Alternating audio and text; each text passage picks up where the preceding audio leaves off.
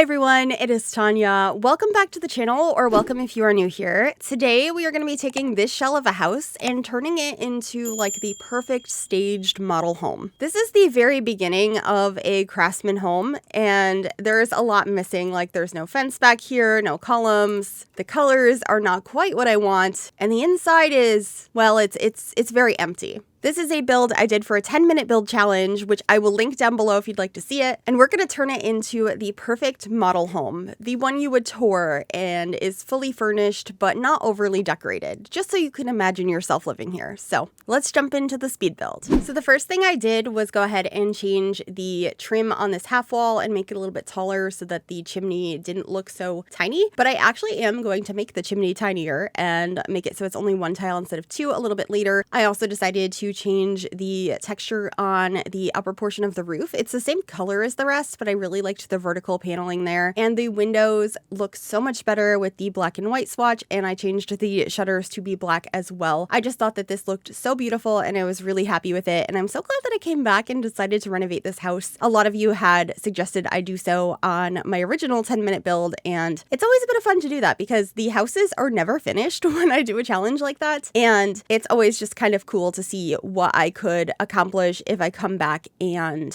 revisit it, especially because these houses would never look this way to begin with if I took my time originally, because you have those split-second decision-making moments that are just a little bit different than if you were thinking it out. So anyway, down here, I changed the colors of a lot of the cabinetry in the kitchen, which is going to change a few different times. And then I also added a room that's going to be a downstairs bathroom. So this is going to be a 2-bedroom, 2-bathroom house. And if you do like how the final version of this comes out, or if you'd like to grab the original 10-minute version and renovate it for yourself, both of them are available on the Sims 4 gallery. You can find them under my EA ID, which is Gryphi, Gryphi. You could also find them under the hashtag Gryphi, and that information will be in the description down below as well. Also, I just quickly wanted to let you know that The Sims is having a huge summer sale, and I really don't want you to miss out. From now until July 10th, many packs for The Sims 4 are up to 60% off original prices, like cats and dogs, island living, and more. So make sure you check out the deals going on right now, and if you do decide to pick something up, please consider using my creator code Gryphi at checkout. You just enter it when making a purchase on the EA app, and it doesn't cost you anything extra, but it does help to support me as a creator as I receive a small commission on your purchase price. So thank you in advance for considering, and thanks to EA for sponsoring this portion of the video. So continuing in the kitchen here, and we are changing the counters to the final swatch we are going to be using, which is this orangey wood tone.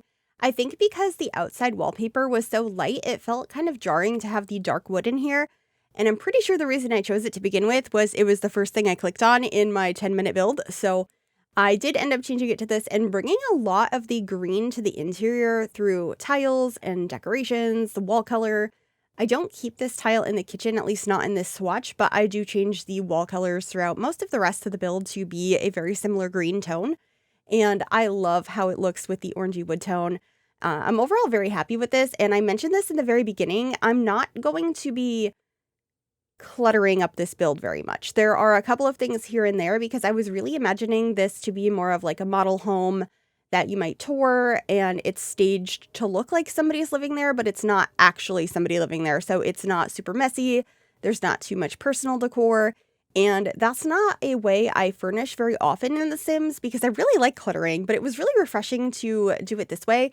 And I feel like this house might be more approachable for your Sims to live in, for you to grab off the gallery and start in, because there's not all of that personal clutter. You can customize it as your Sims live their lives and proceed through their time in your game. So I hope you enjoyed this one. Let me know what you think of houses that are a little bit more minimally cluttered like this, if you'd like to see more of them, and overall how you think this house came out.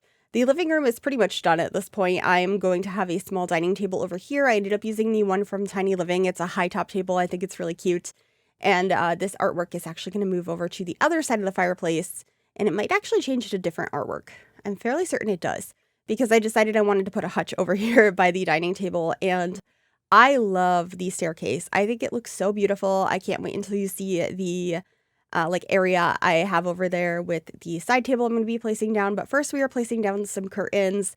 These ones are from Desert Luxe, and I just think they look so beautiful in this space. They're some of my favorite curtains in the game, so I'm always happy to use them. And then this is the hutch I chose. It is from Cottage Living, And then we are starting to work over here by the staircase. I got a little bit of artwork over on the side, and then we're popping back into the kitchen for a moment to change the swatch of the tile to be a black and white subway tile.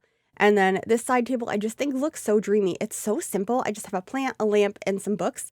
But something about that area looks so nice, and I will a little bit later on be also adding a mirror up above it, and it's just such a cute space. I don't know why it's my favorite, but it is. But back in the kitchen now as I'm bouncing around and adding this island piece. This is from the kitchen clutter kit, and I've been using it a lot lately. I just feel like it's such a realistic piece to have, and up until we got that, I've been using just like regular side tables in the middle of kitchens to achieve this look of a not built-in island, but having an island in the space. So I was really happy to add that here. And then here is the mirror that I added up above the side table. It's one from Parenthood. It's just a simple black like curved mirror, and I think it's really pretty. And then I believe the last things in the kitchen here are replacing this plant that keeps disappearing and adding a ceiling light in here, which is one that was added with a base game update, I want to say earlier this year for the anniversary of The Sims. And then this is going to be our downstairs bathroom. It's using the same tile from the kitchen, and I kept it pretty simple. It just has these same countertops from the kitchen as well, a single sink and a mirror and toilet. I didn't decorate it much as, you know, model home. I didn't want it to have a bunch of personal clutter, but I made sure it had like toilet paper and a mirror and a couple of decorations. I thought that this little shelving unit above the toilet from Tiny Living was perfect. I ended up using that same piece up in the upstairs bathroom, which is a little bit bigger. It has a shower tub combo up here, and I also do end up getting 2 sinks, so you have more versatility when getting ready in the morning. I think that's pretty realistic in larger bathrooms, at least if they're like a primary bathroom. This one's not attached to the bedroom, but you could switch the door if you wanted to. But I just thought we have the space for it, why not? And for these 2 bedrooms up here, I staged one as the primary bedroom and the other one as a nursery because it's a pretty small room, and I just really like decorating nurseries in the game. And I really hope we get some more nursery items sometime soon. I feel like there's just not that many. We have a couple of base game options. And then there was a new crib that came with the storybook nursery kit. Is that what that one is called? But we don't really have that much nursery stuff. So I really hope we get more. That and like toddler stuff, anything for babies, infants, newborns. I really like decorating the spaces, but we have very limited selection in the game. But yeah, this is the primary bedroom. I do end up using the bed from Businesses and Hobbies, and I also end up using the same side tables, I think. Or maybe I didn't. I think I used these ones instead, which I believe these ones are from Cottage Living. And then I am using the wardrobe from Businesses and Hobbies and a little mirror and I believe a chair over in the corner. Just trying to stage it nicely and keep it pretty simple. I love this bed from Businesses and Hobbies though. It's one of my favorites in the game.